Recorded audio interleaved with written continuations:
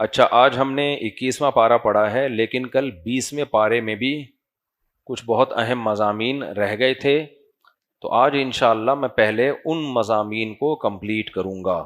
کل ہم نے 20ویں پارے میں سورہ قصص میں موسیٰ علیہ الصلاۃ والسلام کی زندگی کا ابتدائی حصہ پڑھا تھا، وہ لازمی سن لیں، کل والا بیان جن لوگوں نے نہیں سنا ہے آن لائن سن لیں وہ۔ تو موسیٰ علیہ الصلاۃ والسلام کو کس طرح سے صندوق میں اللہ نے بچایا، پھر فرعون کے مقابلے میں لائے اور اللہ کہتے ہیں ہم نے بالآخر فرعون کو اس کی قوم سمیت تباہ و برباد کر دیا، غرق کر دیا۔ وَجَعَلْنَاهُمْ أَئِمَّةً يَدْعُونَ إِلَى النَّارِ، ہم نے ان کو ایسا لیڈر بنایا جو لوگوں کو جہنم کی آگ کی طرف بلاتے تھے۔ تو میں نے بتایا تھا کہ لیڈروں کی دو قسمیں ہوتی ہیں، ایک آپ کو کامیاب کرنے والے اور ایک دنیا کی لالچ دے کر جہنم کا ایندھن بنانے والے۔ تو ایسے لیڈروں سے ہوشیار رہا کریں جو آپ کو جہنم کا ایندھن بنا رہے ہیں۔ قوم پرست لیڈر اکثر 100% کی بات نہیں کر رہا، اکثر وہ جہنم کا ایندھن ہی بنا رہے ہوتے ہیں۔ اکثر قوم پرستی کی بیس پہ جو تحریکیں چلتی ہیں نا، نبی صلی اللہ علیہ وسلم نے فرمایا جو عصبیت کی موت مرے گا وہ جاہلیت پہ مرے گا، یعنی کفر کی ایک طرح کی موت ہے وہ، کیونکہ زمانے جاہلیت میں قوم پرستی کی جنگیں ہوتی تھیں، تو تباہ کر دیا دنیا کو اس قوم پرستی کی جنگ نے۔ جاپانی کیوں اٹھے تھے؟ وہ بھی ایک قوم کی بیس پہ اٹھے تھے، پوری دنیا کو فتح کرنے کا خواب سوچا انہوں نے، اور پھر کیسا لوگوں پہ ظلم زیادتی کی، پھر امریکہ نے ایٹم بم گرا کے ان کا سارا تکبر خاک میں ملا دیا۔ پھر خود امریکہ آج کل بنا ہوا ہے ساری دنیا کا لیڈر، اور اسرائیل کا بہت بڑا اتحادی۔ تو اللہ تعالیٰ غافل نہیں ہے۔ وَكَذَلِكَ نُوَلِّي بَعْضَ الظَّالِمِينَ بَعْضًا، اللہ کہتے ہیں ہم بعض ظالموں کو بعض ظالموں کے ذریعے سزا دیتے ہیں۔ تو قوم پرستی بہت بری چیز ہے، ہم سب کلمہ گو مسلمان ہیں بس، اور ہاں اپنی اسٹیٹ اور ریاست جو ہے اس کو بچانے کی فکر وہ سب نے کرنی ہے، کیونکہ ہمارا گھر ہے، تو کوئی بھی دنیا میں ایسا بے وقوف نہیں ہے جو اپنے گھر کو توڑنے کی کوشش کرے، تو اپنے گھر کو ہم نے اس پہ کسی قیمت پہ سمجھوتا نہیں کرنا۔ تو وجہ اس کی ہے کہ کروڑوں لوگوں کے مفاد اس سے وابستہ ہیں۔ تو فرعون کو بھی کیا ہوا کہ قوم پرستی کی بیس پہ نا لوگوں نے فرعون کو فالو کیا، یہ کہا کہ بنی اسرائیل ایک الگ قوم ہے، ہم الگ قوم ہیں، ہم حاکم قوم ہیں، یہ غلام قوم ہے۔ اس چکر میں فرعون کا سارا پروگرام برباد ہو گیا۔ اللہ کی نظر میں تو بھائی سب برابر ہیں۔ تو جب فرعون کو تباہ و برباد کیا ہے تو اللہ تعالیٰ اپنے نبی صلی اللہ علیہ وسلم سے فرماتے ہیں کہ وما كنت بجانب الغربی اذ قضینا الی موسیٰ الامر، اے نبی آپ ان کو یہ واقعات ایسے سناتے ہیں گویا اپنی آنکھوں سے دیکھ رہے ہوں، حالانکہ آپ وہاں مغربی جانب موجود نہیں تھے جب ہم نے موسیٰ کو نبوت دی، اور نہ آپ تو کوہ طور پہ وہاں قریب میں موجود تھے جب ہم نے موسیٰ کو پکارا، لیکن یہ سارے واقعات ہم آپ کو پڑھ کے اس لیے سناتے ہیں، کیوں؟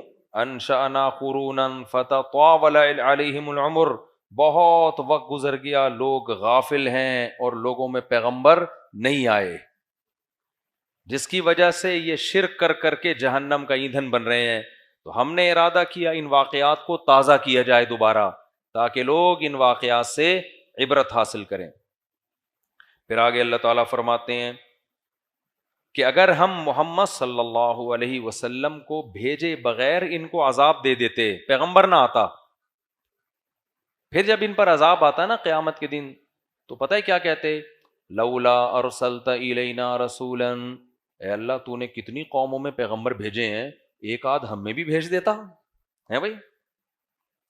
ہم تو نیوٹن کو، آئنسٹائن کو اور ڈاروین کو، ان کو بھی یاد ہو گیا، اور فلاں فلاں فلاں کو سنتے رہے ہیں، ہم تو سائنسدانوں کو سنتے رہے ہیں بیٹھ کے، لمس یونیورسٹی کے پروفیسروں کو اور پنجاب یونیورسٹی کے پروفیسروں کو اور اپنے اسکول کے ٹیچروں کو، اخبار جہاں، اخبار جنگ، نوائے وقت، جی ٹی وی اور کون کون سے چل رہے ہیں، سما ٹی وی، جیو ٹی وی, ARY اور یہ پھونکو والی سرکار اور بہت ساری چیزیں اللہ ہم سنتے رہے ہیں. ہم تو جو سنیں گے وہی ہماری سمجھ میں آئے گا. یہ اللہ کہہ رہے ہیں, میں نہیں کہہ رہا, الفاظ میرے ہیں, مضمون کس کا ہے؟ اللہ کا.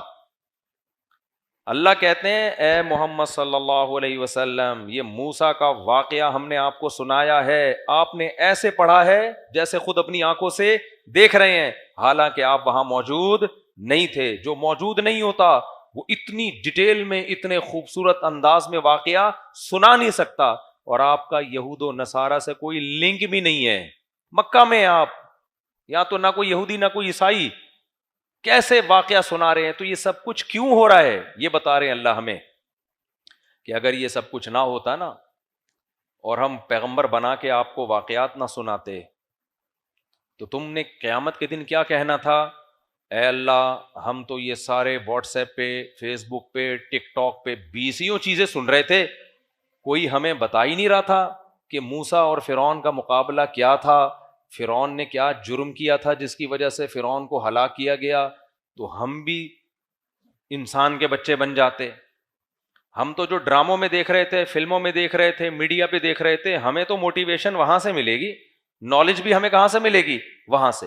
تو اگر پیغمبر بھیج دیتا, جب تو پیغمبر بھیج دیتا نا, پھر ہم ایمان نہ لاتے, پھر ہم نمازیں چھوڑتے, ہم زکاتیں چھوڑتے, ماں باپ کی نافرمانی کرتے, پھر عذاب دینا حق بنتا تھا. اب میں آیت دوبارہ ترجمہ کر دیتا ہوں. وَلَوْلَا أَن تُصِيبَهُم مُّصِيبَةٌ بِمَا قَدَّمَتْ أَيْدِيهِمْ, اللہ کہتے ہیں اگر میں تمہیں کوئی عذاب بھیج دیتا تو تم نے کیا کہنا تھا؟ رَبَّنَا لَوْلَا أَرْسَلْتَ إِلَيْنَا رَسُولًا, اے اللہ تو نے اتنے لوگوں کے طرف پیغمبر بھیجے, ہم میں تو کوئی پیغمبر تو نے بھیجا ہی نہیں جس نے ہمیں سمجھایا ہو آ کے. اگر تو پیغمبر بھیج دیتا فَنَتَّبِعَ آیَاتِکَ, ہم تیری آیات کو فالو کرتے, تیرے قرآن کو ہم فالو کرتے. تو قرآن میں ہمیں کہتا کہ لا تقربوا الزنا, زنا کے قریب مت جاؤ, ہم نہیں جاتے. تو قرآن میں کہتا سود مت کھاؤ, ہم نہیں کھاتے, کیونکہ ہم کہتے بھائی جب اللہ کہہ رہا ہے تو اب تو آپشنل ہمارے پاس رہا نہیں ہے. تو قرآن میں کہتا وَلَا تَقُلْ لَهُمَا اُفٍّ, ماں باپ کے سامنے اف مت کرو. اولڈ ہاؤس میں جمع کرنے کا تو سوال ہی ہم پیدا نہ ہونے دیتے. ابھی تو ہم گورے کو فالو کر رہے ہیں, گورا بڈھوں کی گھر میں کیئر نہیں کرتا, اس نے کیئر سینٹر کھولے ہوئے ہیں. سمجھتے ہو کہ نہیں سمجھتے؟ وہ کرسمس میں ایک دن اپنے ابا کو کیک پہنچا کے حاتم تائی کی قبر پہ لات مارتا ہے. گوروں کو بھی حاتم تائی ہیں, ان کے حاتم تائی وہ ہیں جو کیک پہنچا دے ابا کو کرسمس کے دن, وہ ان کا حاتم تائی کہلاتا ہے. ہماری تو تائی بھی گوروں سے اچھی ہیں, اتنا تو ہماری تائی امی خیال کر لیتی ہیں. تو عورتیں پردہ نہ کرتی, وہ کہتی کہ اللہ ہم نے تو گوروں کو فالو کیا ہے, ان کی عورتیں پردہ نہ کر کے اتنی ترقی کر لی تو ہم کیوں پردہ کریں. تو اگر خود اپنا کلام ہم پہ نازل کر دیتا اور کہتا کہ عورت پردہ کرے, فلاں فلاں رشتہ دار سے پردہ فرض ہے, تو ہم بھی کر لیتے. اے اللہ تو نے تو ہمیں مذہبی اسکالرز کی بھیٹ چڑھا دیا. لوگ کہتے ہیں مولوی آپس میں لڑ رہے ہیں, وہ مولوی یہ, وہ مولوی یہ, کس کی سنیں؟ ابے کوئی مولوی اس پہ بھی لڑ رہا ہے کہ پردہ فرض ہے یا نہیں ہے؟ بولو. کبھی دیکھا گرین چینل والے کہہ رہے ہوں کہ پردہ فرض نہیں ہے, وائٹ چینل والے کہہ رہے ہوں کہ پردہ فرض ہے؟ یہ تو قرآن میں اللہ نے کہہ دیا نا, پھڈا ہی ختم کر دیا. بخاری مسلم کی صحیح حدیث, اعفوا اللحا, داڑھی بڑھاؤ, حکم دے دیا خالف الیہود والنصارى. اب اگر کوئی مولوی کہتا ہے داڑھی رکھنا لازمی نہیں ہے, وہ مولوی غلط کر رہا ہے, وہ مولوی ہے ہی نہیں, وہ الو بنا رہا ہے تمہیں. سود کھانے کو اللہ نے منع کر دیا نا, اب کوئی مولوی کہہ رہے ہیں ایکچولی کر کے سود کو حلال کر رہا ہے, بھائی وہ غلط کر رہا ہے. ایک آیت نہیں ہے, کئی آیتیں ہیں, بہت ساری حدیثیں ہیں. تو اصل میں اپنا قصور ہے, ڈالا کس پہ جا رہا ہے؟ مولوی بھی بہت سے غلط کر رہے ہوتے ہیں, تو کر رہے ہیں تو نہ فالو کرو ان کو. تمہیں 2 نمبر ڈاکٹر 1 نمبر ڈاکٹر کا پتہ چل جاتا ہے نا تھوڑے دنوں میں, 1-2 دفعہ ٹیکا غلط لگے گا, سمجھ میں آ جائے گا یہ بندہ کیا ہے, 2 نمبر ہے. تو 2 نمبر 1 نمبر مولوی کا کیوں پتہ نہیں چلتا؟ خود ہی نہیں چاہتے ہو سیکھنا, خود ہی انسان کے بچے بننا نہیں چاہتے ہو. تو اس لیے اللہ نے کہا کہ میں نے اگر تمہیں میں عذاب دے دیتا نماز چھوڑنے پر, زکوٰۃ نہ دینے پر, عورت کو پردہ نہ کرنے پر, شوہر کی اطاعت نہ کرنے پر, شوہر کو بیوی کے حقوق ادا نہ کرنے پر. میرے الفاظ سلیکٹڈ ہوتے ہیں. شوہر بیوی کی اطاعت نہیں کرے گا. اطاعت بیوی کرے گی کس کی؟ شوہر کی. اسلام میں بیوی شوہر کی اطاعت کرتی ہے, شوہر بیوی کی اطاعت نہیں کرتا. شوہر بیوی کے حقوق ادا کرتا ہے. سمجھتا ہے کہ نہیں سمجھتا ہے؟ کیونکہ سربراہ عوام کو فالو نہیں کرتا. عوام کس کو فالو کرتی ہے؟ سربراہ کو. سربراہ عوام کے حقوق کا خیال کرتا ہے. ہاں, جب عوام حقوق مانگے تو پھر اس میں اطاعت کرے گا, وہ دے گا. تو بیوی جب آپ سے اپنے جائز حقوق مانگے تو آپ پر اس کے حقوق دینا واجب ہے, لیکن اطاعت نہیں ہے. اس کو اطاعت نہیں کہیں گے, اطاعت ماتحت سربراہ کی کرتے ہیں. تو آج کل بیویوں نے شوہروں کی اطاعت بولو چھوڑ دی. کہتی ہیں ہمارے جیسا آدمی ہے, ان ھذا الا بشر مثلنا. جو پہلی قوم پیغمبروں کو تانے دیتی تھی نا, یہ ہماری طرح کے انسان ہیں, تو آج کل وہ تانے بیویاں کس کو دے رہی ہیں؟ شوہر کو. کہتے ہیں ان ھذا الا رجل, یہ تو ہماری طرح کا انسان ہے, مثلنا, ہم بھی کھاتے ہیں یہ بھی کھاتا ہے, تو یہ کیوں, ہم کیوں فالو کریں, میرے بھی رائٹس. وہ گوروں سے سیکھ کے سارے عجیب سے ہو گئے. تو تمہاری طرح کا انسان ہے لیکن بالکل تمہاری طرح کا نہیں ہے, یہ آدمی ہے. یہ کیا ہے؟ یہ کیا ہے؟ آدمی ہے. اس کو عزت دو گی تو رکھے گا تمہیں, اطاعت نہیں کرو گی چھوڑ دے گا, اور زبان سے نہ بھی چھوڑے عملی طور پہ چھوڑ دے گا پھر. اس لیے اللہ میاں کا حکم سب سے بہتر ہے گھروں کو بچانے کے لیے. اور شوہر کو رسپیکٹ دے, اپنا سربراہ سمجھے, اپنے سر کا تاج سمجھے, اور شوہر بیوی کو ذلیل نہ کرے, اس کو ماتحت ہونے کی بیس پہ ذلیل نہ کرے, شریک حیات سمجھے, اس کو محبت دے, اور جو خود کھائے ویسا اس کو کھلائے, جیسا اسٹینڈرڈ کا خود پہنے ویسا اسٹینڈرڈ کا اس کو پہنائے, سفر میں بھی کبھی کبھار اپنے ساتھ لے جایا کرے. یہ ہے حقوق. تو یہ اللہ میاں نے کہاں بیان کی ہے میرے بھائی؟ قرآن میں. اگر اللہ میاں قرآن میں بیان نہ کرتے اور پھر عورت یا شوہر کو عذاب دیتے ایک دوسرے کے حقوق حق تلفی پر, تو ہم کہہ دیتے اے اللہ ہم نے تو یونائٹڈ نیشن سے پڑھا تھا میاں بیوی کے کیا حقوق ہیں, تو نے اگر ہمیں سزا دینی تھی تو تو کوئی پیغمبر بھیج دیتا. کیا خیال ہے بھائی؟ تو نے ہمیں سزا دینی تھی تو اللہ تو ہمیں بتا تو دیتا. ہم تو اسکول کالج یونیورسٹیوں میں پڑھ رہے تھے, وکیلوں کو سن رہے تھے, وکیلوں سے ہم نے سنا بیوی کہے گی, میں نے سنا کہ میاں اگر ایک تھپڑ لگائے فوراً تھانے میں رپورٹ کرا کے 6 مہینے کے لیے جیل میں بند کرا دو. تو اللہ میں نے تو وکیل کا کلپ دیکھا تھا, اور 6 مہینے کے لیے میاں کو کیا کر دیا؟ اندر کر دیا میں نے. اب تو مجھے کہاں پہ لے کے جا رہا ہے؟ تو مجھے جیل میں لے کے. تھپڑ لگانا اچھا نہیں ہے, بار بار یہ تھپڑ پہ نا مجھے وضاحتی بیان دینا پڑتا ہے, کیونکہ ہماری قوم ویسے ہی ہاتھ کھلے ہوئے ان لوگوں کے, ایسا ہی نہ جا کے بلا وجہ کوئی تھپڑ چھپڑ لگا دے. لیکن اللہ نہ کرے لگا دیا ہے تو پھر تفتیش کی جائے گی کس بات پہ لگایا ہے, کیا اتنی سنگین بات تھی یا نہیں تھی, تو وغیرہ وغیرہ. ابھی میں پھر یہ پورا سارا ٹاپک چینج ہو جاتا ہے. تو بہت سارے احکام اللہ نے ہمیں دیے ہیں. تو اللہ کہتے ہیں کہ اگر میں پیغمبر نہ بھیجتا اور پیغمبر تمہیں یہ موسیٰ کے واقعات نہ سناتے, عیسیٰ علیہ السلام کے, موسیٰ علیہ السلام کے, ابراہیم علیہ السلام کے, جنت جہنم کی باتیں نہ کرتے, حکام نہ دیتے, پھر میں تمہیں جب آخرت میں سزا دیتا, تم نے 2 منٹ میں کہہ کے اپنی جان چھڑانی تھی, لولا ارسلت الینا رسولا, اے اللہ بنی اسرائیل کے پاس موسیٰ آئے اور پھر عیسیٰ آئے, تو ہمارے پاس تو کوئی پیغمبر نہیں آئے, ہمیں کیوں عذاب دے رہا ہے؟ اللہ فرماتے ہیں کہ تم یہ کہتے اگر ہمارے پاس بھی پیغمبر آتا تو ہم تیری آیات کو فالو کرتے, وَنَكُونَ مِنَ الْمُؤْمِنِينَ, اور ہم سب اس پہ ایمان لے آتے. لیکن اللہ شکایت کر رہے ہیں فَلَمَّا جَاءَهُمُ الْحَقُّ مِنْ عِنْدِنَا, لیکن جب ہماری طرف سے حق آ گیا, ایک پیغمبر آ گئے محمد صلی اللہ علیہ وسلم, قالوا, تو اب یہ لوگ اعتراضات کر رہے ہیں. کیا کہہ رہے ہیں؟ لولا اوتی مثل ما اوتی موسیٰ, بھائی ان کو تو کتاب قسطوں میں کیوں نازل ہو رہی ہے؟ موسیٰ کو تو کوہ طور پہ بلا کے اللہ نے پوری ایک کتاب ہینڈ اوور کر دی تھی, ان کو 23 سال میں کیوں قرآن نازل ہو رہا ہے؟ حالانکہ اس سے کوئی فرق پڑتا ہے؟ یعنی یہ اس کی علامت تو نہیں ہے کہ یہ اللہ کا کلام نہیں ہے. یعنی اوٹ پٹانگ قسم کے اعتراضات. مشرکین نے یہودیوں نے یہ اعتراض کیا تھا, آج بھی بہت سے غیر مسلم اوٹ پٹانگ اعتراض کر رہے ہیں. نبی کی نبوت پہ کتنے دلائل قائم ہیں؟ بتاؤ, دنیا میں کوئی شخص ہے 1400 سال پہلے اس نے کوئی قانون پیش کیا اور وہ آج تک پوری دنیا میں زندہ ہے, یہ کتنی بڑی دلیل ہے محمد صلی اللہ علیہ وسلم کے برحق ہونے کی. کسی جھوٹے شخص کی کا نظام ایسے چلتا ہے دنیا میں. آج بھی کروڑوں لوگ روزہ رکھتے ہیں. صرف ایک آیت نازل ہوئی تھی, فمن شہید منکم الشہر فلیصم, جو رمضان کا مہینہ پائے گا وہ روزہ رکھے. ابے کسی کتاب میں ایسی موٹیویشن ہے؟ کوئی ڈاکٹر لکھ کے چلا جاتا کہ صحت کے اتنے فائدے, ایک مہینہ روزہ رکھ لو. 4 آدمیوں سے زیادہ نہیں رکھتے, اور خود ڈاکٹر بھی نہیں رکھتا وہ. یار ایک ذات, ایک ہستی جو نہ لکھنا جانتی ہے نہ پڑھنا جانتی ہے, وہ کہہ کے چلے گئے کہ جو رمضان کا مہینہ پائے روزہ رکھے, اور نسبت کر دی کس کی طرف؟ اللہ کی طرف. پوری قوم نے رکھنا شروع کر دیا. اس کا مطلب قوم نے براہین قاطعہ دیکھے, ایسے دلائل دیکھے جو محمد صلی اللہ علیہ وسلم کے برحق ہونے کے تھے, ورنہ کسی شخص کو اس طرح سے فالو کرنا ممکن نہیں ہے. تو یہودیوں نے اعتراض کیا, بھائی جیسے تورات ملی ہے تو ایسے قرآن کیوں نہیں مل رہا؟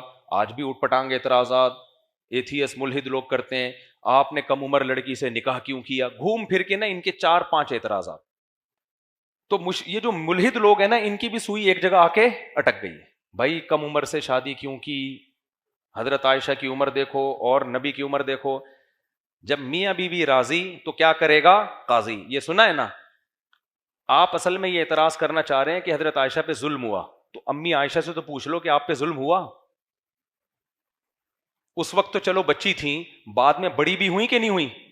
آج ہم نے جو سورت پڑھی ہے نا, اس میں قرآن کی آیتیں ہیں سورہ احزاب میں, جس کو سورہ حجاب بھی کہا جاتا ہے, کہ اے نبی اپنی بیویوں سے کہیں کہ اگر تم دنیا داری چاہتی ہو تو میں تمہیں طلاق کا اختیار دے رہا ہوں.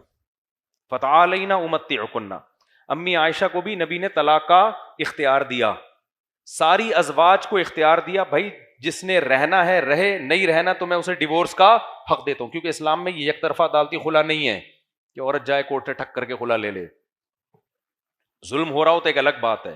مرد کو ڈیورس کا حق ہے, وہ یہ حق بیوی کو بھی دے سکتا ہے کہ بیگم آج سے میں نہیں دے رہا, کہیں ایسا نا میری بیگم سمجھے, اچھا مجھے یوں کر کے کلپ چلا دیں گے, اچھا بیگم آج سے میں بھی تمہیں یہ اختیار دے رہا ہوں, تو اتنا سا کلپ چلا دیں گے, میری بیگمیں بولیں گے اچھا.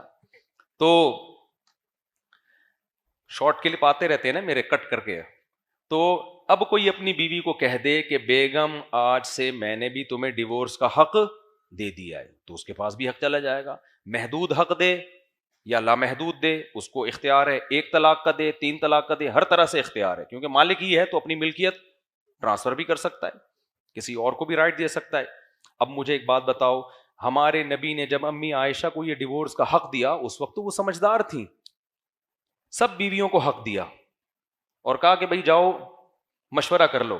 امی عائشہ سے کہا کہ تم بھی اپنے والدین سے مشورہ کرو.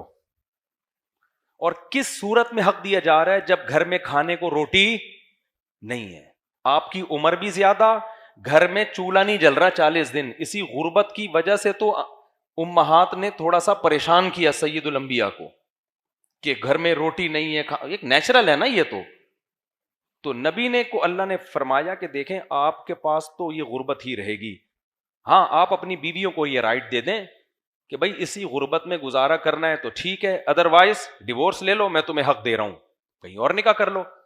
ایسی صورت میں اگر امی عائشہ کے ساتھ زیادتی ہوئی تھی, ان کے ابا نے زبردستی شادی کر دی تھی, یا بچی تھی ان کو پتہ ہی نہیں تھا کہ یہ کیا ہوا ہے میرے ساتھ, اب یہ حق تھا نا کہ اپنے اوپر ڈیورس واقع کر لیتی. وہ کہتی کہ بھائی یہ تو شادی میچنگ کی نہیں ہے, میری عمر کم, آپ کی عمر زیادہ, اور دوسرا مسئلہ یہ کہ گھر میں کھانے وانے کو تو ویسے ہی نہیں ہے, آج کل تو ویسے ہی کھلا لے لیتی ہیں میچنگ کی شادی میں بھی, یہ کنڈیشن جب ہوتی ہے. ابے دونوں ڈاکٹر ہونا, دونوں کی ایج بھی سیم ہو, بے روزگاری ہو تو بیگم مارکیٹ سے شارٹ. تو پتہ ہے صحیح بخاری کی حدیث, جب امی عائشہ کو اختیار دیا گیا, آپ نے فرمایا جلد بازی نہ کرو, کیونکہ اختیار ایک دفعہ رد کر دینا تو رد بھی ہو جاتا ہے. بھائی مجلس کے ساتھ خاص صحیح ہے, تو آپ نے فرمایا نہیں, اپنے والدین سے پہلے مشورہ کرو, گھر میں جا کے مشورہ کرو, جلد بازی نہ کرو. امی عائشہ کو غصہ آ گیا, فرمایا افی کا اشاور, آپ کے بارے میں مشورہ کروں کہ رہنا کہ نہیں رہنا؟ یعنی کیسی بات کر رہے ہیں آپ؟ بھائی رہنا ہی رہنا ہے.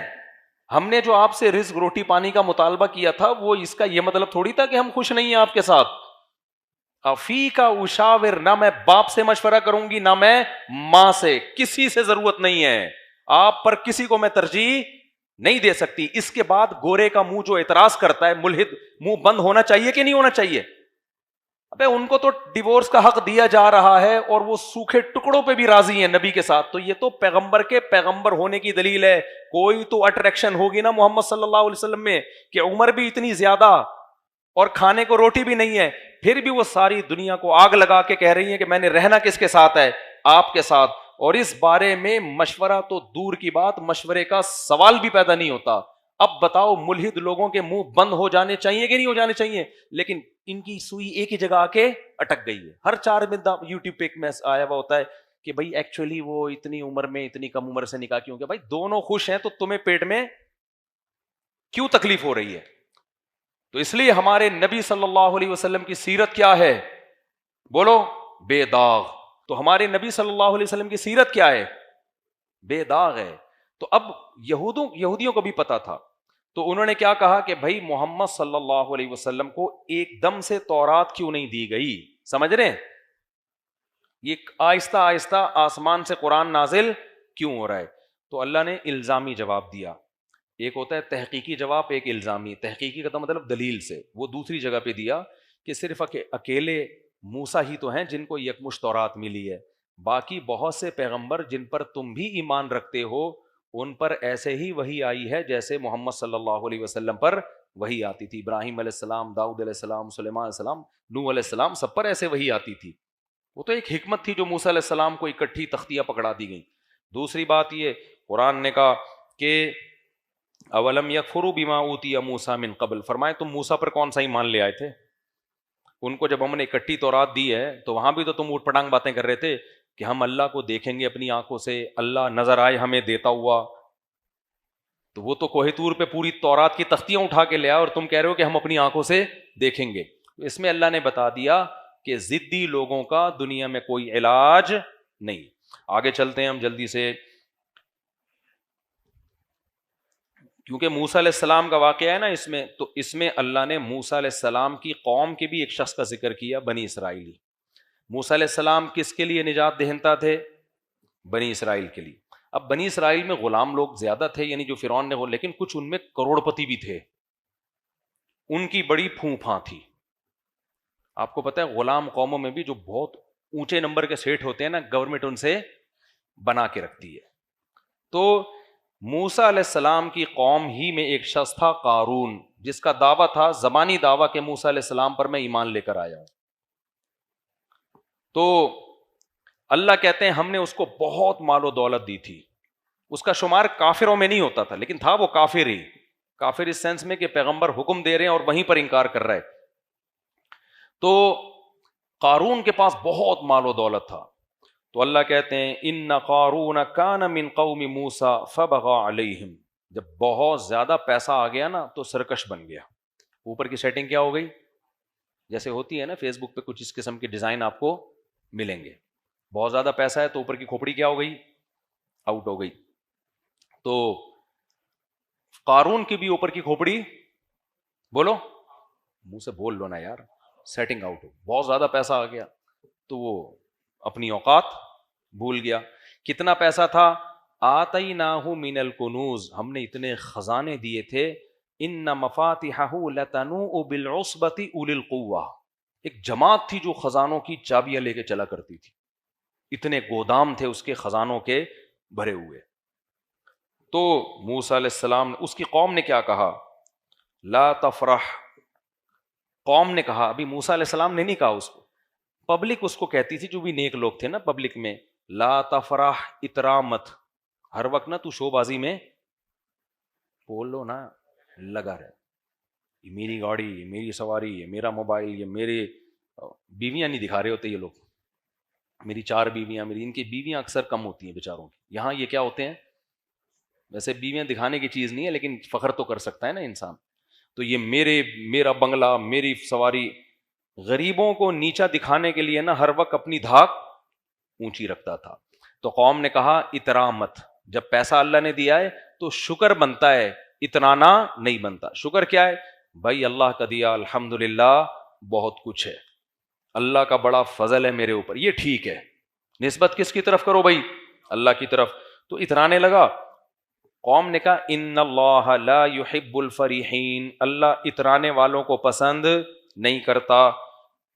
وابتغ فیما آتاک اللہ الدار الآخرہ. اور اس سے قوم کے لوگوں نے یہ بھی کہا، حضرت موسیٰ بھی کہتے تھے کہ جب تجھے اللہ نے اتنی دولت دی ہے تو ٹھیک ہے تو دنیا میں مزے اڑا رہا ہے، کچھ آخرت کی فکر بھی تو کرنا.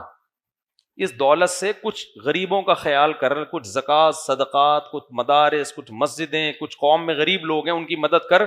تھوڑی سی انویسٹمنٹ کہاں کے لیے کر؟ آخرت کے لیے بھی تو کرنا. وَأَحْسِن كَمَا أَحْسَنَ وَلَا تَنْسَ نَصِيبَكَ مِنَ الدُّنْيَا. اور دنیا میں تو نے جتنے دن رہنا ہے نا اس کو بھول نہیں. اتنی ساری دولت ہے لیکن یہ دولت تیرے ساتھ قبر میں نہیں جائے گی. مالدار آدمی نے یہ چیز بھول جاتا ہے، وہ سمجھتا ہے یہ کروڑ روپے خربوں روپے. بھائی تو زندگی بھر یہ پیسے بھی چائے میں ڈبو کے کھاتا رہے گا نا تو بھی زندگی ختم ہو جائے گی، پیسہ ختم نہیں ہوگا. تو لا تنس نصیبک من الدنیا، دنیا میں جتنا تیرا حصہ ہے نا اس کو بھول نہیں. کیا مطلب؟ دنیا بہت تھوڑی ہے.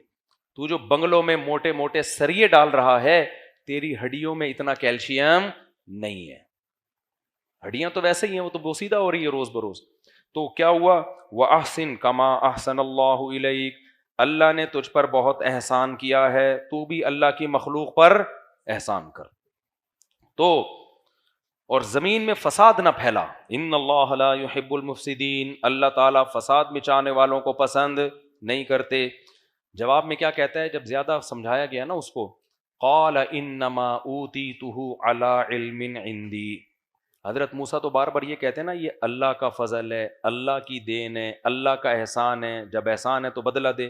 ایک دن جوش میں آ کے کہنے لگا یہ میری ایفرٹس ہیں. یہ کیا ہے؟ بزنس مائنڈ ہے. اصل میں آج یہی چل رہا ہے نا مارکیٹ میں.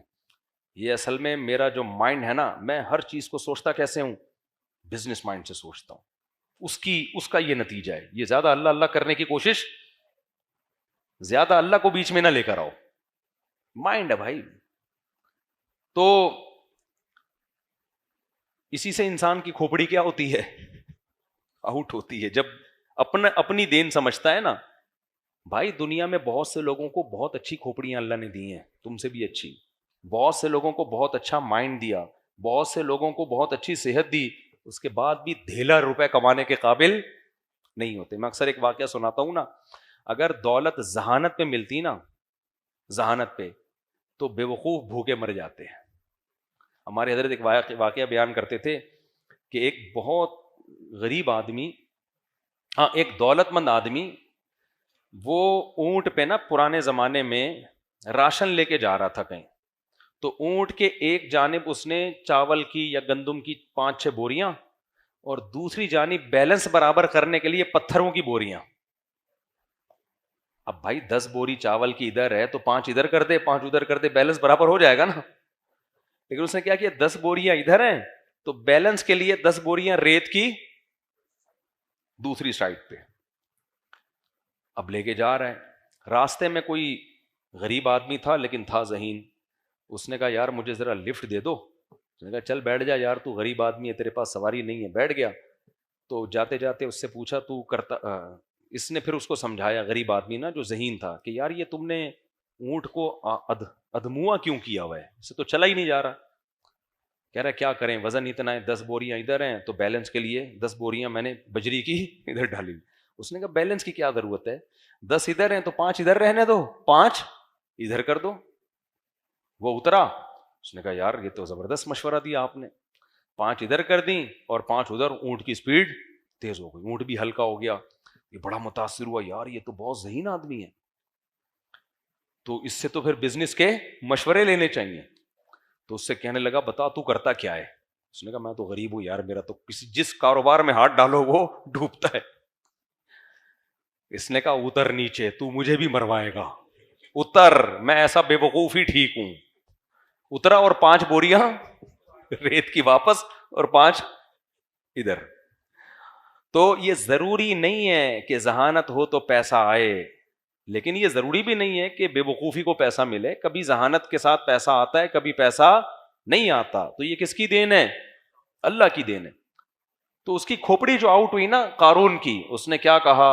انما اوتیتہ علی علم عندی، اللہ نے یہ جو میرے پاس نالج ہے نا، اس فن کی بیس پہ میں نے کمایا، میں نے یہ سارا امیزون سے سیکھا ہے، اور تم لوگ 8ویں میں علامہ اقبال اور قائد اعظم پڑھ رہے ہو بیٹھ کے، اس لیے تمہارا بیڑا غرق ہو رہا ہے۔ تو اللہ نے جواب کیا دیا؟ دیکھو اللہ نے دلیل سے جواب نہیں دیا، دھمکی سے جواب دیا قارون کو۔ بعض دفعہ دلیل بہت واضح ہوتی ہے، وہ نہیں دی جاتی۔ جیسے آپ اپنے باپ کو سمجھا رہے ہو نا، ابا آپ کا تو مجھ پر کوئی احسان نہیں ہے، آپ نے اگر پیدا کیا تو اکیلے آپ تھوڑی ہو، سب کے ابا بچوں کو پیدا کرتے ہیں، آپ نے مجھے اگر کھلایا پلایا تو آپ کا احسان تھوڑی ہے، سارے ابا اپنے بچوں کو کھلاتے ہیں۔ آپ اگر گیس بجلی کا بل دیتے ہو تو احسان تھوڑی ہے، ساری دنیا گیس ہے ہی نہیں تو بل کہاں سے دے رہے ہو آپ؟ تو جب آپ اوٹ پٹانگ باتیں کرو گے تو جواب میں ابا دلیل سے بات کریں گے یا تھپڑ سے جواب دیں گے؟ ابا کہیں گے چپ ہو جا ورنہ 2 تھپڑ کھینچ کے لگاؤں گا میں۔ کیوں؟ اتنی واضح احسانات کا انکار بنتا نہیں ہے۔ تو اللہ میاں نے بھی نا فرعون قارون کو دلیل سے جواب نہیں دیا۔ اللہ نے فرمایا اولم یعلم، یہ جو کہہ رہے میں نے اپنی نالج سے کمایا، کیا اس کو پتہ نہیں ہے قد اہلک من قبلہ من القرون، اللہ نے کتنے بڑے بڑے لوگوں کو ہلاک کر دیا، من ہوا اشد منہ قوہ، جو اس سے بھی زیادہ طاقتور تھے۔ یہ بات کہتے ہوئے ڈرتا کیوں نہیں ہے؟ یہ جتنے لوگ آج تکبر کر رہے ہیں، لقوہ ہو جائے ان کو، تھوڑا سا منہ ٹیڑھا ہو جائے۔ آپ کہہ سکتے ہیں یہ بڑا کیئر کرتے ہیں اپنی، لقوہ نہیں ہوتا۔ میں نے ڈاکٹروں سے پوچھا ہے، ڈاکٹر کہتے ہیں لقوے کی کوئی وجہ نہیں ہوتی، بیٹھے بیٹھے کسی کو بھی ہو سکتا ہے۔ تو جتنا یوٹیوب پہ آ کے اچھل رہے ہیں نا 2 فٹ، ڈالر کی باتیں کر رہے ہیں، ذرا سی رگ آگے پیچھے ہو گئی، لقوہ جو ہے نا، ڈاکٹر کہتے ہیں نہ کوئی یہ ضروری ہے کہ آپ کو بلڈ پریشر ہو، نہ یہ ضروری ہے کہ شوگر ہو، نہ یہ ضروری ہے کہ ٹینشن ہو، بیٹھے بیٹھے آدمی کو منہ ٹیڑھا ہو سکتا ہے اللہ کی طرف سے۔ ان کو لقوہ ہو گیا نا، تھوڑا سا فرما الائنمنٹ آؤٹ ہو گئی، گاڑی کی الائنمنٹ ٹھیک ہو جاتی ہے، منہ کی الائنمنٹ جلدی ٹھیک نہیں ہوتی۔ تو اللہ نے دھمکی دی ہے، اللہ نے کہا کہ یہ دیکھتے نہیں ہیں کہ ان سے پہلے ان سے بڑے بڑے طاقتوروں کو میں نے ہلاک کر دیا۔ پھر قرآن کہتا ہے فَخَرَجَ عَلَىٰ قَوْمِهِ فِي زِينَتِهِ، ایک دن اپنی زینت میں قوم میں نکلا، اور جو دنیا پرست لوگ تھے۔ دیکھو دولت اللہ کی نعمت ہے، ایسا نہ ہو کہ آپ پیسہ کمانا ہی چھوڑ دیں، پہلے ہی ملک کا بیڑا غرق ہوا ہے اور کشکول لے کے IMF کے سامنے بھکاری نہ بن جائیں ہم۔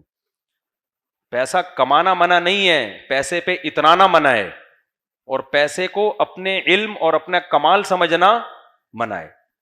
تو قارون میں نافرمانی کے ساتھ دولت تھی، تو اللہ کہتے ہیں وہ اپنی زیب و زینت میں نکلا، تو جو دنیا پرست لوگ تھے اس کے جاہ و جلال کو دیکھ کر کہنے لگے یا لیت لنا مثل ما اوتی قارون، کاش ہمارے پاس بھی وہ سب کچھ ہوتا جو قارون کے پاس ہے۔ رالیں ٹپکانے لگے اس کو دیکھ کے، حالانکہ وہ بدعملی کے ساتھ تھا۔ اگر عمل کے ساتھ ہوتا نا پھر بھی بنتا ہے، لیکن بدعمل آدمی ہے۔ تو اللہ کہتے ہیں قال الذین اوتوا العلم، جن کو اللہ نے علم دیا تھا وہ کہنے لگے ویلکم، تم تباہ ہو جاؤ، ثواب اللہ خیر، بھائی نیک اعمال پہ جو اللہ بدلہ دے گا وہ اس عیاشی سے کئی گنا بہتر ہے۔ لمن آمن وعمل صالحا، وہ صرف ان کو ملے گا جو ایمان لائے اور نیک اعمال کیے۔ ولا یلقاها الا الصابرون، اور یہ صفت صرف صبر کرنے والوں کو دی جاتی ہے، جو بے صبرے لوگ ہیں ان میں اللہ یہ کوالٹی پیدا نہیں کرتا۔ پھر کیا ہوا؟ حدیث میں آتا ہے کہ اب قارون نا موسیٰ علیہ السلام سے چڑھنے لگا تھا، کیونکہ موسیٰ علیہ السلام کبھی اس کو زکوٰۃ کا کہتے، کبھی نماز کا کہتے، کبھی روزے کا کہتے، کبھی جو بھی حکام، اس کو چڑ کس سے ہو گئی؟ موسیٰ علیہ السلام سے۔ فرعونی قوم سے ہوتا تو پھر تو وہ ہلاک ہی ہو چکا ہوتا نا، وہ تو بنی اسرائیل میں ہونے کی وجہ سے بچ گیا تھا۔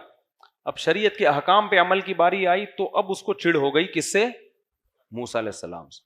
آپ کو پتہ ہے جب بھی کسی کو کسی مذہبی اسکالر سے چڑ ہوتی ہے نا، ذاتی بغض، تو وہ اس کی ذاتیات پہ کیچڑ اچھالتا ہے۔ کیا کرتا ہے وہ؟ Video recording, audio recording, calls recording, یہی سب چل رہا ہوتا ہے نا۔ کسی غیر اخلاقی سرگرمی میں ملوث کرنے کی کوشش کرو، کچھ بھی نہیں ملے تو جھوٹا الزام لگا دو۔ جھوٹا الزام بھی سوسائٹی میں بہت اسپیڈ سے پھیلتا ہے. اب کون صفائیاں پیش کرتے کرتے بھی لوگ کہتے ہیں کچھ تو ہے نا, کچھ تو ہے. تو یہ آج کا نہیں ہے, یہ سیٹ اپ پہلے سے چلا آ رہا ہے. ذاتیات پہ کیچڑ اچھالو, یہ تو ایسے ہیں, یہ تو یوں ہیں, یہ تو فلانے ہیں, تو ڈمکانے ہیں. اب میں 4 شادیوں کی بات کرتا ہوں نا, جو فیمنسٹ لوگ ہیں وہ بہت پیچھے پڑے ہوئے ہیں میرے, کہ کوئی عیب نکالیں, طنز کر رہے ہوتے ہیں بھائی ان کے گھروں میں پتہ نہیں کیا ہو رہا ہے, مارتے پیٹتے ہیں, کیا کرتے ہیں, یہ تو گھروں میں جا کے پوچھو, ممبر پہ تو بڑی باتیں کر رہے ہیں, کیونکہ ان کی دم پہ میں نے کیا رکھ دیا ہے, پاؤں. فیملی پلاننگ والے بھی پیچھے پڑے ہوئے ہیں کہ بھائی بچے زیادہ اچھے, دیکھو کوئی بچہ چرس تو نہیں پی رہا, پھر ہم بتائیں گے کہ دیکھو یہ ہوتا ہے زیادہ بچوں کا انجام. حالانکہ میں لوگوں سے بار بار کہتا ہوں بھائی میں سوسائٹی کا نارمل آدمی ہوں, میں کوئی فرشتہ یا پیغمبر نہیں ہوں. تو سب کے گھروں میں جو کچھ ہوتا ہے وہی میرے گھر میں بھی ہو سکتا ہے, اللہ بچا کے رکھے. لیکن اس سے اسلام کا فلسفہ خراب نہیں ہوگا. اگر میں ظالم بھی ہوں, میں مارتا پیٹتا بھی, وہ تو ایسا ہے نہیں.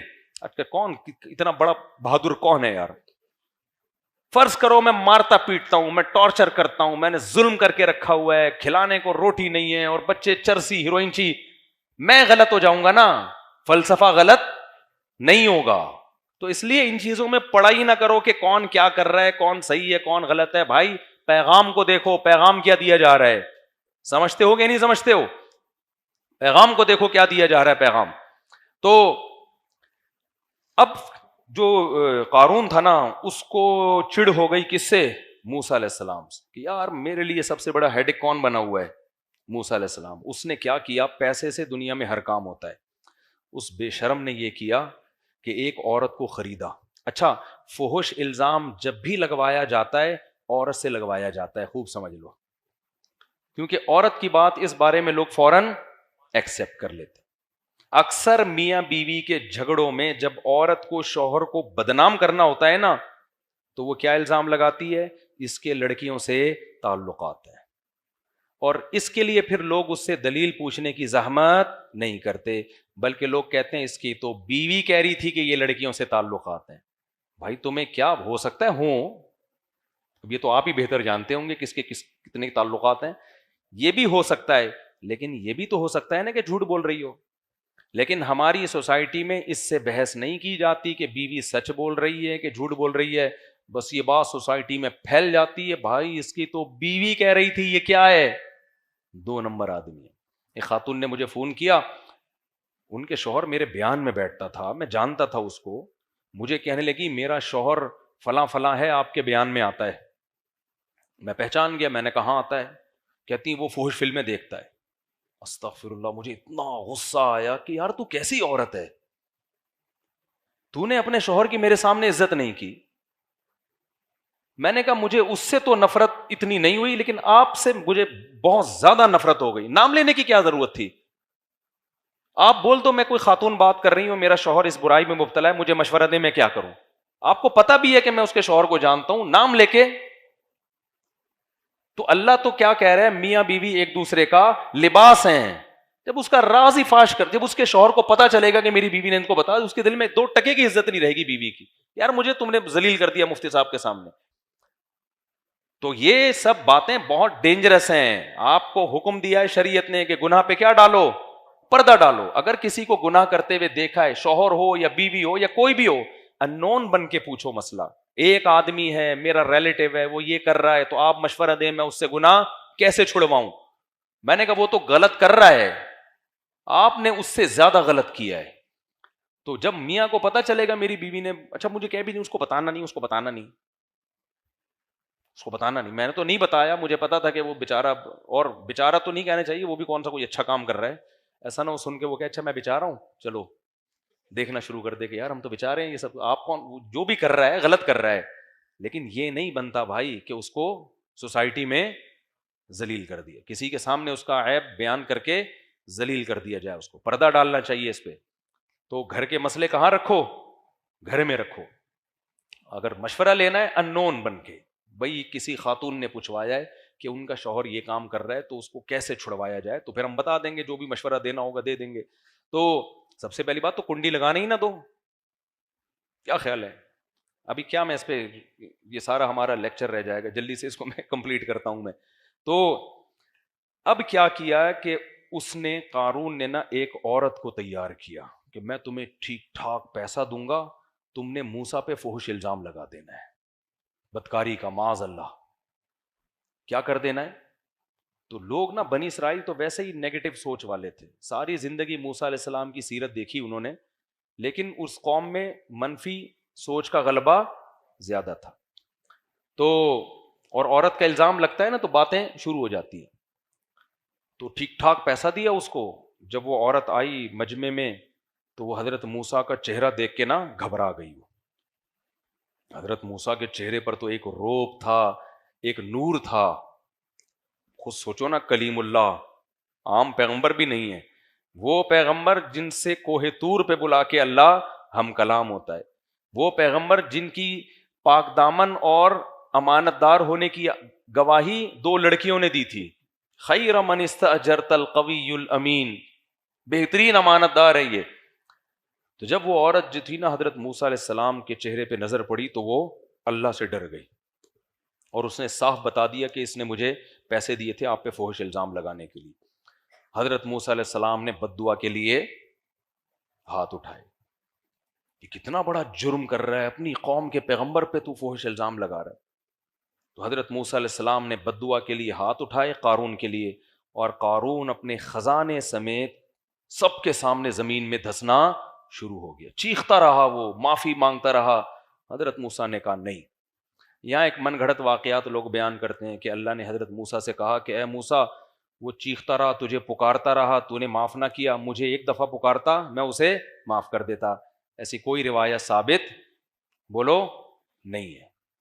جو جرم اس نے کیا تھا نا اس پہ یہی کچھ بنتا تھا، ورنہ لوگ جری ہو جاتے نا۔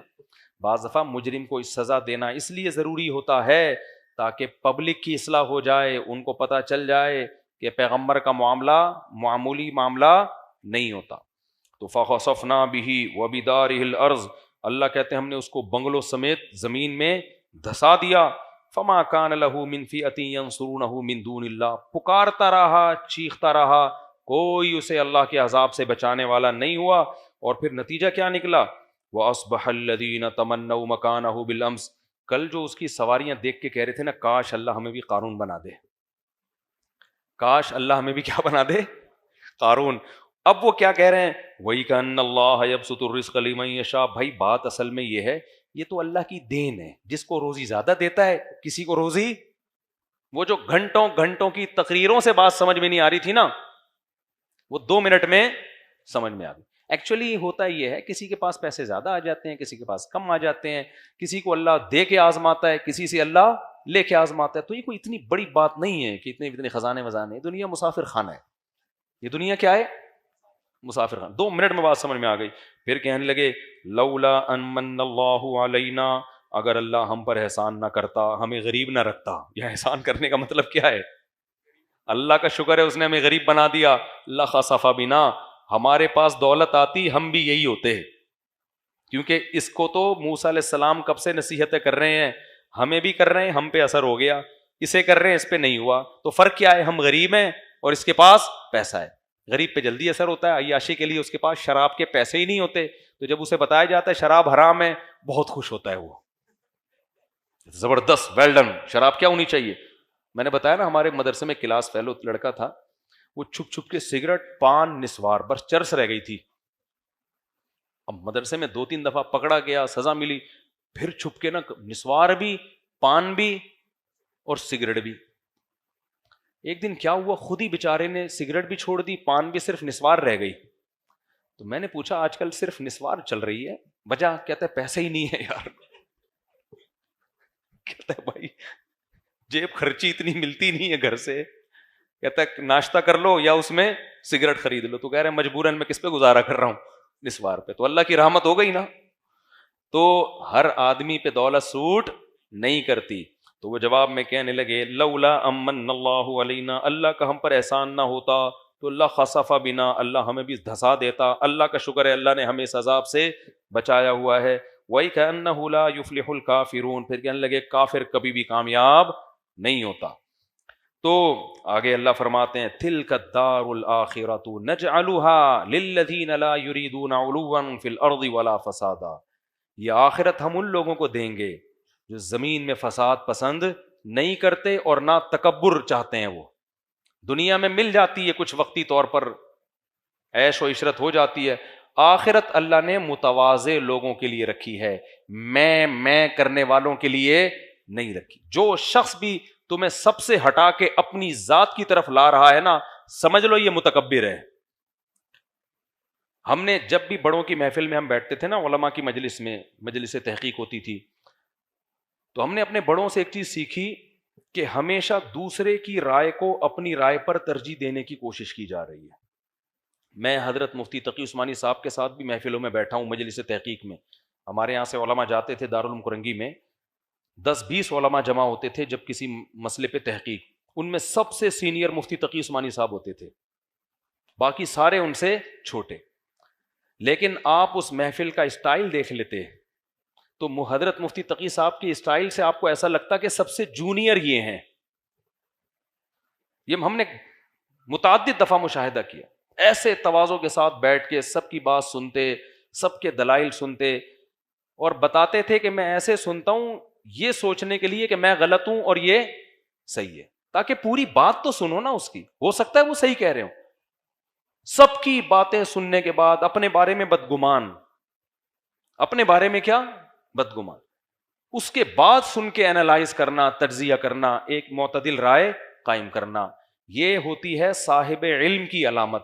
اور جو جتنا بڑا جاہل ہوگا نا اتنا بڑا فرعون ہوگا. وہ دیکھ لو یوٹیوب فیس بک پہ پھینکتا رہے گا میں ہوں، میں نے سب کے منجیاں ٹھوک کے رکھ دی ہیں، میں نے سب کے کاروبار بند کر کے رکھ دیے ہیں، میں ہوں پلانیٹل پہ، میرے جیسا اس کائنات میں کوئی پیدا ہوا ہی نہیں ہے.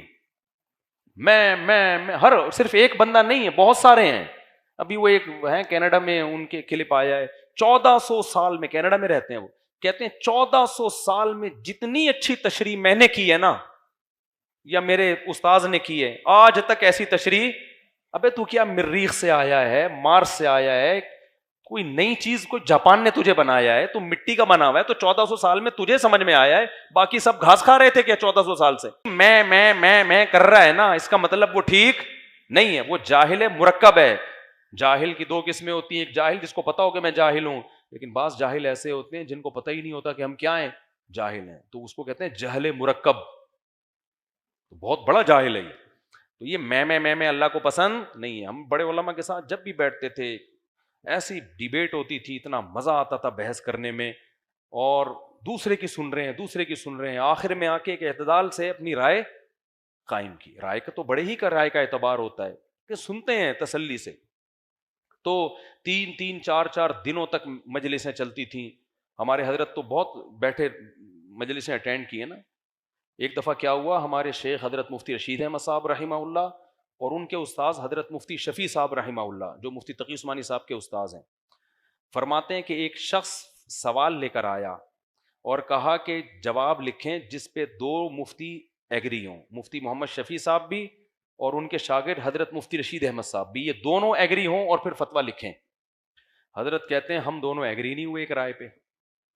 مفتی محمد شفیع صاحب کی رائے کچھ اور تھی، میری رائے کچھ اور، اختلافی مسئلہ تھا، اور آپس میں بات چیت کے بعد رائے میں اتفاق بھی نہیں ہوا.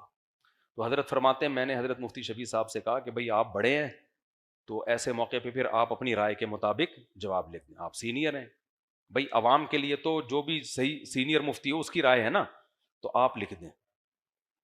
اب بعض لوگ فوراً پتہ ہے کیا کہتے ہیں، چھوڑو ان دونوں کو، دلیل کیا کہہ رہی ہے. ابے بھائی دلیل کو سمجھنے میں ہی تو اختلاف ہو رہا ہے، دلیل کو سمجھنے میں کیا ہو رہا ہے، اختلاف ہو رہا ہے.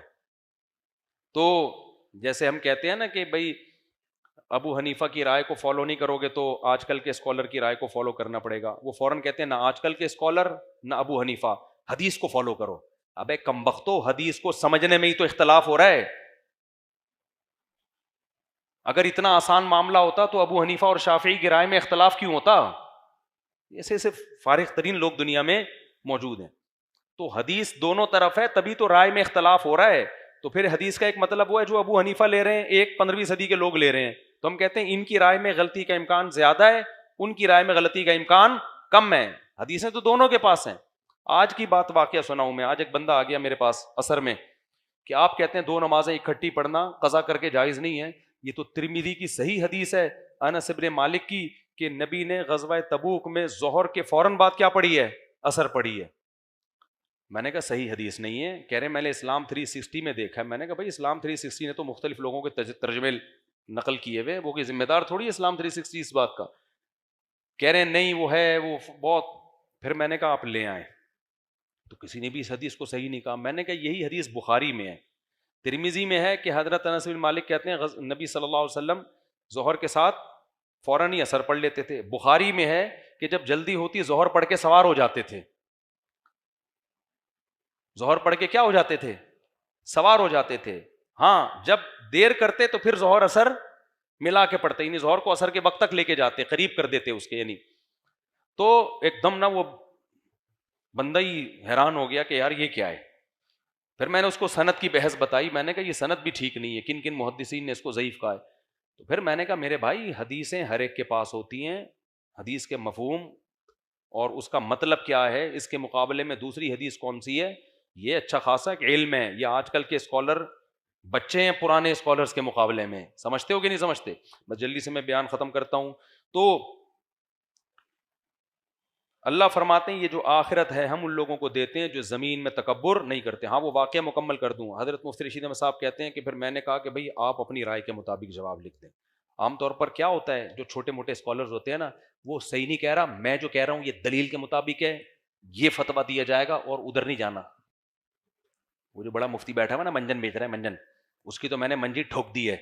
فتویٰ میں دے رہا ہوں, یہ لکھو چلو شاباش. ان کو تو میں دلیل سمجھا رہا ہوں, ان کو سمجھ میں ہی نہیں آ رہا. اور وہ بڑے کیا کہہ رہے ہوتے ہیں, ابے یہ میرا شاگرد ہے, کل کا بچہ ہے, اس کو کیا پتا دلیل ولیل کا, اس کو کیا پتا دلیل کیا ہوتی. میں فتویٰ لکھ رہا ہوں, اس کو دکھانا بھی نہیں. ہاں اس کی تو میں نے پہلی کلاس سے ہی منجی ٹھوک کے رکھی ہوئی ہے. لیکن دونوں چونکہ عالم تھے, استاذ کو بھی پتا تھا میرا شاگرد ہے, لیکن ہیں کیا, عالم ہے, علم ہے ان کے پاس. شاگرد کو پتا تھا بھائی ان کا علم مجھ سے زیادہ ہے. تو حضرت کہتے ہیں میں کہہ رہا تھا آپ جواب لکھیں, وہ کہہ رہے تھے نہیں آپ جواب لکھیں. کہہ رہے ہیں اسی میں 3-4 دن گزر گئے. میں انصرار کروں بھائی میں نہیں لکھ رہا, جب آپ کا اختلاف ہے تو آپ کی رائے زیادہ قابل اعتماد ہے. حضرت مفتی شفیع صاحب کو شاید 100% اطمینان نہیں تھا اپنی رائے پر. وہ جان چھڑانا چاہ رہے تھے کہ بھائی قیامت میں پھر آپ سے سوال ہوگا نا, مجھ سے نہیں ہوگا, آپ لکھ دو. سمجھتے ہو کہ نہیں سمجھتے. حضرت فرماتے ہیں چند دن گزرنے کے بعد حضرت مفتی شفیع صاحب نے فرمایا کہ مجھے بھی آپ کی رائے کے صحیح ہونے پر اطمینان ہو گیا ہے.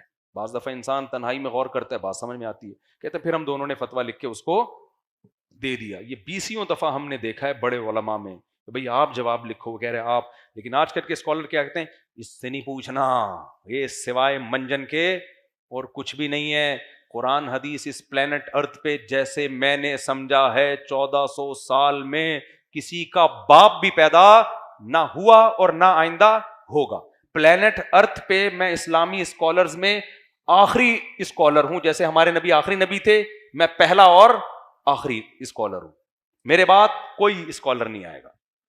تو یہ جن کا بھی یہ اسٹائل ہو نا, تو سمجھ لو ان کی چورن چٹنی کی دکان ہے باقاعدہ. سمجھتے ہو. تو ایسا یہ تکبر پسند نہیں اللہ تعالیٰ کو, اللہ کو تواضع پسند ہے. تو خیر اب یہ ہمارا یہ مکمل ہو گیا. بس ایک آیت میں پڑھ کے بیان کو ختم کرتا ہوں, وقت بھی بہت ہو گیا ہے. اسی صورت میں نا سورہ عنکبوت میں اللہ تعالیٰ نے لوط علیہ السلام کا واقعہ بھی مختصراً بیان کیا, کیونکہ ہومو سیکشولیٹی بھی ہماری سوسائٹی میں پھیل رہی ہے تیزی سے. تو اللہ کہتے ہیں لوط علیہ السلام نے اپنی قوم سے کہا کہ تم کیسی بے حیائی کا ارتکاب کرتے ہو جو تم سے پہلے کسی قوم نے نہیں کی. اس سے پتہ چلتا ہے یہ عمل نیچرل نہیں ہے. نیچرل ہوتا تو آدم علیہ السلام کے زمانے سے چلا آ رہا ہوتا, یہ نیچرل نہیں ہے. اور پھر اِنَّكُمْ لَتَأْتُونَ الرِّجَالَ, کیا تم عورتوں کو چھوڑ کے مردوں کے پاس آتے ہو. دوسرے مقام پہ آتا ہے لوط علیہ السلام نے کہا ہَؤُلَاءِ بَنَاتِي, میری قوم کی بیٹیاں ہیں, ان سے شادی کرو. قوم نے جواب میں کیا کہا, مَا لَنَا فِي بَنَاتِكَ مِنْ حَقٍّ, ہمیں شادی میں کوئی دلچسپی نہیں ہے. جو لوگ ہومو سیکشولیٹی کے عادی ہوتے ہیں ان پر سب سے پہلا عذاب دنیا میں یہ آتا ہے, ان کو بیوی میں رغبت بولو ختم ہو جاتی ہے. بیوی میں رغبت ختم, یہ کتنا بڑا عذاب ہے. لوط علیہ السلام کہہ رہے ہیں شادی کرو, وہ کہہ رہے ہیں ہمیں شادی میں دلچسپی نہیں ہے. تو لوط علیہ السلام کیوں کہہ رہے ہیں نکاح کا؟ یہ برائی بغیر نکاح کے چھوٹتی بھی نہیں ہے. یہ جو دیر سے شادیوں کا رواج ہماری سوسائٹی میں آیا ہے نا، یہ سارے اس کے عذابات اور وبال ہیں. اس لیے سوسائٹی میں جلدی نکاح کو پروموٹ کرو. جب انسان اپنی فطرت سے کی طرف مائل ہوتا ہے تو پھر غیر فطری چیزوں کی طرف مائل نہیں ہوتا. ایک آدمی کو بھوک لگ رہی ہے، وہ روٹی کھا کے پیٹ بھر لے گا تو گوں کھانے کا دل کرے گا؟ اگر روٹی نہیں کھا رہا ہے تو ہو سکتا ہے بھوک برداشت نہ ہو اور کسی دن گوں کھانا شروع کر دے. اور ایک دو دفعہ گوں کا ٹیسٹ جب گین ہو گیا نا، کچھ دنوں تک تو تکلیف ہوگی، اس کے بعد جب گوں کا ٹیسٹ، جب کمپنی ہے نا پہلے فری پھوکٹ میں بانٹ رہی ہوتی ہیں چیزیں تاکہ ٹیسٹ تو گین ہو جائے نا، تو جب ایک دفعہ گوں کا ٹیسٹ گین ہو گیا تو پھر شہد اور زمزم اچھا نہیں لگے گا. تو جو ہومو سیکسولیٹی کے عادی ہیں، اس کا مطلب ان کو گوبر کھانے کی عادت پڑ گئی ہے. تو اس کا حل یہ ہے کہ گوبر تھوڑے دن چھوڑیں، تکلیف ہوگی، شہد کھائیں تھوڑے دن، کچھ دن تک شہد میں مزہ نہیں آئے گا، لیکن جیسے گوں کھاتے رہنے سے گوں کی عادت ہوتی ہے، ایسے ہی اچھا کھاتے رہنے سے اچھے کی عادت ہو جاتی ہے. تو اس کا حل یہی ہے کہ نکاح کریں، کچھ دنوں کے بعد اللہ نے چاہا اس عذاب سے جان چھوٹ جائے گی. تو اللہ تعالیٰ فرماتے ہیں کہ پھر کیا ہوا، بس جلدی سے وَلَقَدْ جَاءَتْ رُسُلُنَا إِبْرَاهِيمَ بِالْبُشْرَىٰ، اور پھر فرشتے آئے لوط علیہ السلام کے پاس خوبصورت لڑکوں کی شکل میں. تو جب خوبصورت لڑکوں کی شکل میں آئے پوری قوم خوش ہو گئی. اللہ نے تو ظاہر آزمائش کے لیے بھیجے نا، بہت خوبصورت لڑکے اللہ نے بھیجے لوط علیہ السلام کے گھر پہ. لوط علیہ السلام تنگ ہو گئے اور کہنے لگے کہ لو ان لی بکم قوہ، اپنی قوم سے کہنے لگے کاش میرے بازوؤں میں طاقت ہوتی، میں کسی طریقے سے تمہیں دور کر دیتا. ہؤلاء ضیفی، یہ میرے مہمان ہیں، مجھے ذلیل اور رسوا مت کرو. قوم جواب میں کہہ رہی ہے اولم ننہک عن العالمین، جب آپ کو پتا تھا کہ ہم یہ حرکت کرتے ہیں، آپ کو ایسے مہمان گھر میں گھسنے ہی نہیں دینے چاہیے تھے. کیا گزر رہی ہوگی نا لوط علیہ السلام پہ، جو غیرت مند ہیں، مہمانوں کی کون بے عزتی برداشت کرتا ہے. تو اتنا زیادہ جب پریشان ہوئے نا، قبیلہ بھی چھوٹا سا اور گھر میں بیٹیاں ہیں، کوئی طاقتور قبیلہ نہیں ہے، تو کہنے لگے لو ان لی بکم قوہ او آوی الی رکن شدید، کوئی میرا قبیلہ ہوتا، دوست احباب ہوتے جو مجھے بچاتے، کوئی بھی نہیں ہے. جب اللہ نے لوط علیہ السلام کی یہ قسم پرسی دیکھی ہے، میں نے بتایا نا اللہ کی عادت ہے ناکامی کا نقشہ بنا کے کامیاب کرتے ہیں. پہلے ناکامی کی طرف ایسے حالات پیدا کرتے ہیں لگے کہ ناکام ہو رہے ہیں. جب دیکھا نا لوط علیہ السلام بہت ہی زیادہ مصیبت میں، دل تنگ ہو رہا ہے، پھر فرشتوں کو اللہ نے کہا کہ ابھی ان کو بتا دو. وہ کہنے لگے یا لوط انا رسول ربک، ہم انسان نہیں ہیں، تیرے رب کے بھیجے ہوئے فرشتے ہیں. لن یصلوا الیک، سب سے پہلی خوشخبری یہ کہ آپ کا کچھ نہیں بگاڑ سکتے، یہ نہیں پہنچیں گے، اور ہمیں اللہ نے بہت طاقت دی ہے. ہم کیا کریں گے، آپ اس بستی سے نکل جائیں راتوں رات، اپنے جو ایمان والے لوگ ہیں نا ان کو لے کے. آپ کی بیوی بھی جائے گی لیکن وہ عذاب میں ہلاک ہوگی، کیونکہ وہ بھی مخبری کیا کرتی تھی. تو پیچھے مڑ کے نہیں دیکھنا کسی نے، بیوی پیچھے مڑ کے دیکھے گی کیونکہ اس کو شک ہوگا پتہ نہیں آ بھی رہا ہے کہ نہیں آ رہا عذاب. بھائی جب اللہ نے کہہ دیا تو اس کا مطلب آ رہا ہے نا، اس کو تردد ہوگا، پیچھے مڑ کے دیکھے گی، ایک پتھر اس کے بھی لگے گا. تو باقی کسی کو بھی حکم دیا پیچھے مڑ کے نہیں دیکھنا، اللہ ان کی آنکھوں میں جھول دھوک دے گا، آپ جو ہے نا جھول ڈال دے گا، جو ہے نا دھول اللہ ان کی آنکھوں میں ڈال دے گا. آپ دروازے سے اپنی بیٹیوں کو، اپنے جو رشتہ دار ہیں ان کو لے کے نکل جائیں.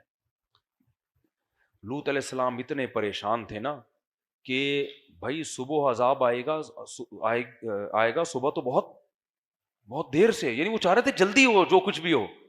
تو فرشتوں نے کہا الیس الصبح بقریب، صبح صادق کا وقت بہت قریب ہے، دیر نہیں ہے اس میں، بہت جلد صبح آنے والی ہے. اور پھر انا منزلون علی اہل هذه القرية رجزا من السماء، ہم اللہ کے حکم پہ آئے ہیں، آسمان سے بہت بڑا عذاب اس بستی پہ نازل ہوگا. قرآن کہتا ہے لوط علیہ السلام راتوں رات نکلے ہیں. پھر ہم نے کیا کیا، وہ لوگ ابھی بھی جشن منا رہے ہیں. وہ لوگ کیا کر رہے ہیں، گھر کو گھیرے ہوئے چاروں طرف سے. اللہ کہتے ہیں فجعلنا عالیہا سافلہا، ہم نے زمین کے اوپر کے حصے کو نیچے کر دیا. ایسے پلٹ دی پوری زمین، اور پھر آسمان سے پتھر بھی برسائے. بعض علماء کہتے ہیں پتھر پہلے برسے پھر زمین کو پلٹا، بعض کہتے ہیں زمین کو پلٹا پہلے اور پھر ان کے نشانات ختم کرنے کے لیے پتھر برسائے. پورا تباہ و برباد. آج بھی لوط علیہ السلام کی بستیاں موجود ہیں. قرآن بار بار کہتا ہے وَإِنَّهَا لَبِسَبِيلٍ مُقِيمٍ، تم جب شام میں تجارت کے لیے جاتے ہو تمہیں لوط علیہ السلام کی قوم کی بستیاں الٹی ہوئی نظر آتی ہیں. ان جگہوں کو تفریح گاہ بنانا جائز نہیں ہے، لیکن بہرحال عرب جب جاتے تھے تو وہ نظر آتی تھی وہ بستیاں. تو اس سے میرے بھائی یہ پتہ چلتا ہے کہ اللہ کو یہ لڑکوں سے بدفعلی کا عمل بہت زیادہ، اللہ کو اس عمل سے نفرت ہے. اب جب نفرت ہے تو جو برائی ہو اس سے بچنے کے اسباب اختیار کرنے چاہیے کہ نہیں کرنے چاہیے؟ کیا خیال ہے بھائی؟ تو وہ کیا اسباب ہیں وہ میں جلدی جلدی بتا دیتا ہوں 4-5 منٹ میں. پہلا سبب، جب لڑکا تھوڑا سا سمجھدار ہونا شروع ہو جائے، تھوڑا سا لڑکا پن پیدا ہو، اس کو بڑی عمر کے لڑکوں سے بچاؤ. ماں باپ کیا کرتے ہیں مدرسوں میں، مسجدوں میں، اسکولوں میں بچہ جو ہے نا وہ گلے میں ہاتھ ڈال کے دوسرا لڑکا گھوم رہا ہے گھومنے دیتے ہیں. بھائی یہ غلط ہے. بچوں سے ہاتھ کا مذاق صرف ان کے بہن بھائی کر سکتے ہیں، ان کے علاوہ کسی کو بھی کرنے کی اجازت منہ سے پھوٹ لو نا نہیں ہے. حضرت شیخ الحدیث مولانا زکریا رحمۃ اللہ علیہ فرماتے ہیں میں ظہر کی نماز میں اگر کسی شخص کے ساتھ کھڑا ہوتا تھا صف میں، اگر عصر میں بھی اسی شخص کے ساتھ ہوں تو میرے ابا پوچھتے تھے یہ تیرا کیا لگتا ہے؟ ظہر میں بھی اسی کے ساتھ تھا، عصر میں بھی اسی کے ساتھ کیوں؟ بھائی دوستیاں لگانے کی اجازت بولو نہیں. میں دیکھ رہا ہوتا ہوں یہاں بچوں کو لا کے چھوڑا ہوا ہوتا ہے، بڑے لوگ کوئی چٹکی لے رہا ہے یوں کر کے، کوئی یوں کر کے گھما رہا ہے اس کو. کیا بغیرتی ہے یار یہ. ہاتھ کا مذاق بچوں کے ساتھ بولو نہیں. ہم مفتی رشید احمد صاحب کے یہاں پڑھتے تھے، جو ٹین ایجر لڑکے ہوتے تھے نا ہم 6 فٹ دور بیٹھتے تھے ان سے. کیوں؟ اتنا سخت قانون تھا، اتنا سخت. ہمیں پتا تھا یار تھوڑا سا بھی کہیں ہاتھ بھی لگ گیا نا وہ پوچھیں گے یہ ہاتھ ٹچ کیسے ہوا. بھائی نیتوں پہ شبہ نہیں کیا جا رہا کہ تم نے بری نیت سے ہاتھ لگایا ہے. بھائی سارے برے تھوڑی ہوتے ہیں. ایک گندی مچھلی ہوتی ہے اس کے لیے 100 کے لیے قانون بنانا پڑتا ہے. تو اپنے بچوں کو لڑکوں سے کیا رکھیں؟ دور رکھیں، فاصلہ ہونا چاہیے. ایک بات. دوسری بات، کزنوں سے بھی یہ بیماری بہت لگتی ہے. ہمارے سامنے بہت کیسز آ چکے ہیں. ایک لڑکا آیا میرے پاس کہ مجھے لڑکوں سے بدفعلی کی عادت پڑ گئی ہے. کیسے؟ کہہ رہے بچپن میں میرے کزن سے پڑی ہے مجھے. اب کزن تو بھائیوں کی طرح سمجھا جاتا ہے، اس سے فری ہو رہے ہیں، کوئی احتیاط بھی نہیں ہے، اسی کے ساتھ سو رہے ہیں، اسی کا چپک رہے ہیں، اس نے عادت خراب کر دی. ہم نہیں کہہ رہے کزن خراب ہوتے ہیں، لیکن بچوں کو شادی بیاہ میں جب مائیں لے کے جاتی ہیں تو کیا ہوتا ہے کہ کزنوں کے ساتھ ایسے ہی چھوڑ دیتی ہیں. اب شادی والا گھر ہوتا ہے تو سب سو رہے ہوتے ہیں چپک چپک کے، ایک ہی بستر پہ سو رہے ہیں. بھائی شادی ہے ابھی کیا ہے؟ بھائی شادی کا مطلب یہ تھوڑی ہے کہ وہ اس کے جذبات ختم ہو جائیں گے. قرآن میں، حدیث میں اللہ نے صاف حکم دیا لڑکا جب 10 سال کا ہو جائے گا تو اسے دوسرے لڑکے کے ساتھ بستر پہ سونے کی اجازت بولو نہیں. صرف اپنے باپ کے ساتھ سو سکتا ہے وہ. بھائیوں کا بستر، بہنوں کا بستر، بھائی بہنوں کا بستر، 10 سال میں آپ ایک بستر پہ دونوں کو نہیں سلا سکتے. سمجھ رہے ہو کہ نہیں سمجھ رہے ہو؟ اور جب آپ کی بیویاں اپنے بچوں کو شادی بیاہ میں لے کے جایا کرے ان کو بولو کہ بھائی رات کو ان کو کزنوں کے ساتھ سونے نہیں دینا. اس کمرے میں سو جائے لیکن بیچ میں اچھا خاصا فاصلہ ہونا چاہیے، نگرانی ہونی چاہیے. جو ٹھرکی ہوتا ہے نا، 100 باراتیوں میں ایک بھی ٹھرکی ہوگا وہ اپنا شکار تلاش کرتا ہے، ذہن میں رکھو. اسے شادی بیاہ سے کوئی دلچسپی نہیں ہوتی، وہ صرف سارا دن اس کی کھوپڑی میں یہی گوں بھرا ہوا ہوتا ہے کہ میں دیکھوں ان میں کون خوبصورت لڑکا ہے، میں اس کو تلاش کروں، اس کے پاس جا کے سوؤں. میں کبھی بھی مائیں اپنے بچوں کو ننیال ددیال میں کزنوں کے پاس اکیلا مت چھوڑیں، اکیلا چھوڑ کے کبھی بھی نہ آئے. یہ بہت سوسائٹی میں خرابی پھیلتی ہے. بچہ جب تک سمجھدار نہیں ہوا، داڑھی واڑی نہیں نکلی، اس کو بس میں کبھی اکیلے سفر نہ کرنے دیں. بسوں میں بہت گند ہے، ایک گندا ہوتا ہے وہ تلاش کر رہا ہوتا ہے. تو اس طرح سے آپ اپنے بچوں کی حفاظت کر سکتے ہیں. اور ان کو پھر جب سمجھدار ہو جائیں تو بتائیں بھی کہ بیٹا کوئی بھی اس طرح سے آپ سے چھیڑ چھاڑ کی کوشش کریں نا، تھپڑ پہلے لگا دو پھر بعد میں بتاؤ کہ ہوا کیا تھا. چانٹے کی زوردار آواز آنی چاہیے.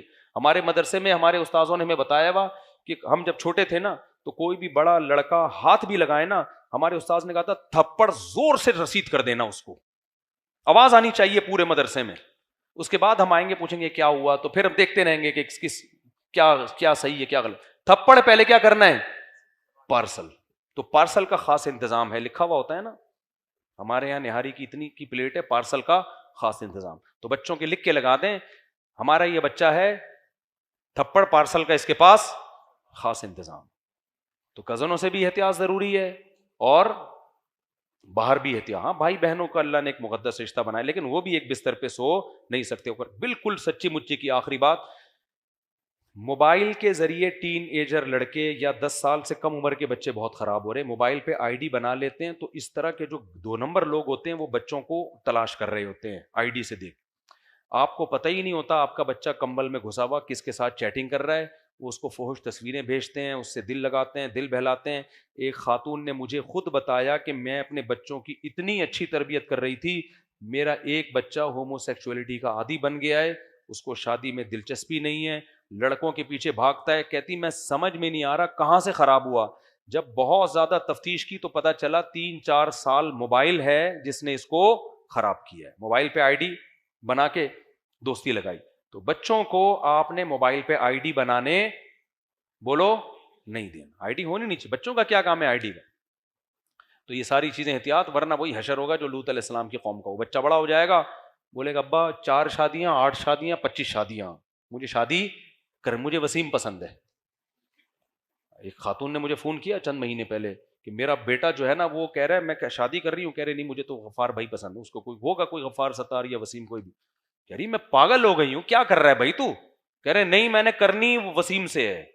اور سیکھا کہاں سے؟ وہ گوروں سے نا، گورے سے کوئی اس کی دوستی ہو گئی تھی فیس بک پہ کسی گورے سے، گورے نے اس کو خراب کر دیا. وہاں تو اسکولوں میں سکھایا جا رہا ہے کہ وسیم وحید اور وحیدہ میں کوئی فرق بولو نہیں ہے. گورے کہتے ہیں محمود اور محمودہ میں کوئی فرق نہیں ہے. تو یار وہ تو برباد ہو گئے ہیں، تم کیوں اپنے بچوں کو برباد کر رہے ہو؟ تو خاتون کہتی ہے میں اتنی پریشان، اب کیا کریں؟ کہ نہیں میں ماروں پیٹوں کیا کروں؟ تو وہ بس کہہ رہا ہے میں نے کرنی نہیں ہے. میں نے کہا یہ تو نہیں ہو سکتا کہ وسیم سے اس کی آپ شادی کرا دیں، تو سارا پتہ کون چلے گا داماد کون ہے بہو کون ہے؟ اس میں پتہ کیا چلے گا بھائی ان میں سے داماد کون ہے اور بہو کون ہے؟ عجیب سے سارا سیٹ اپ کیا ہو جائے گا، برباد ہو جائے گا. تو یہ عمل بہت گندا عمل ہے. اگر کسی کو عادت پڑ گئی ہے 2 رکعت توبہ کی اللہ سے مانگو، اور پھر اپنے آپ کو اپنے ذہن کو پاکیزہ رکھو، جلد سے جلد نکاح کی طرف آؤ.